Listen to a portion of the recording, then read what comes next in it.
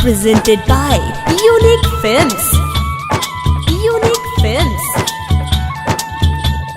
Unique Films. Kanchan Ibrahimpur. Mixed by Happy Digital Recording Studio Chanpatia। गलती कोई कोई के प्यार हम तोरा से, गलती कोई के प्यार हम तोरा से, दिल कूच दिल हमार सिलवा पलोरा से, दिल कूच दिल हमार सिलवा पलोरा से।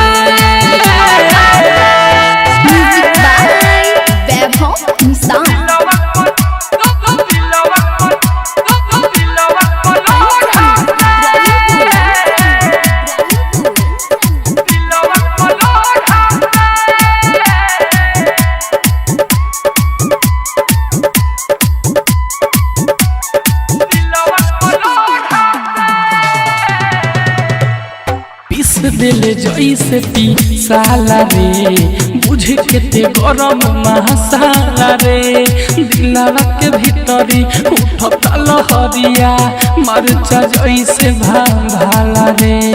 पीस दिल जैसे पी साला रे, बुझ के ते गरम मसाला रे, दिलवा के भीतरी उठता लहरिया मरचा जैसे भाला रे।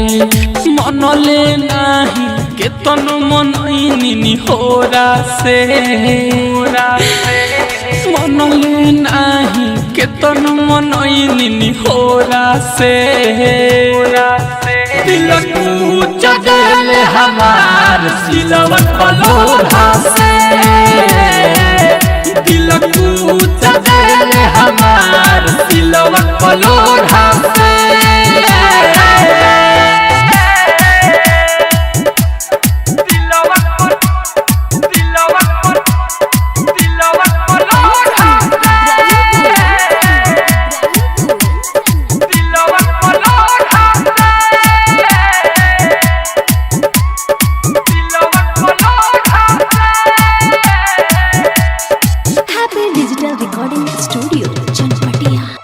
कोई दिल जिंदगी ते झंडरे, रोता रे उज्जवला नंद रे, हमारा से दिलवा कहे ते लगइल जब रहल बीबी पसंद रे।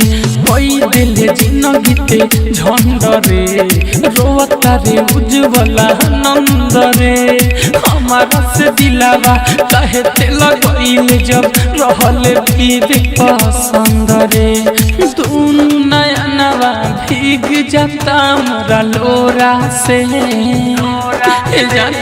दोनों नयनवा भीग जाता मोरा लोरा से, दिल कूच दिल हमार सिलवा पलोरा से, दिल कूच दिल हमार सिलवा पलोरा से। हैप्पी डिजिटल रिकॉर्डिंग स्टूडियो सावु विवाह भवन के पीछे वार्ड संख्या 6 चनपटिया।